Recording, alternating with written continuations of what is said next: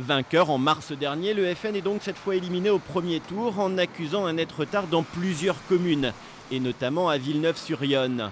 Claude Dacier avait accepté de jouer le pompier de service dans cette partielle. Il n'a recueilli que 607 voix. Les électeurs ont sanctionné les premiers pas du parti au sein du département.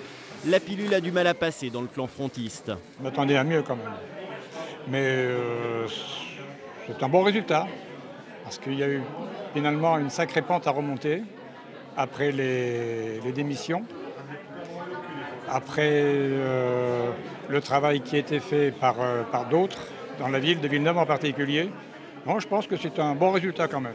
Cyril Boulot, candidat d'hiver gauche malheureux au printemps, battu de 60 voix, retrouve un peu de couleur. Aux côtés de son colistier d'hiver droite, il est en tête, mais avec seulement 7 voix d'avance. Avec un taux d'abstention au-dessus des 70%, il compte sur son passé d'ancien conseiller général pour convaincre et mobiliser. Nous, ce qu'on veut montrer aux électrices et aux électeurs pour ce second tour, qui est juste dans une seule semaine, au moment malheureusement de la fête nationale, au moment d'un grand départ de vacances, nous on veut montrer en quoi nous connaissons les dossiers et comment nous avons fait aboutir déjà les dossiers dont nous avions la responsabilité. Et face à lui, une vieille connaissance de droite, la patronne de son opposition municipale, qui elle a reçu le soutien de bon nombre de conseillers dissidents de gauche.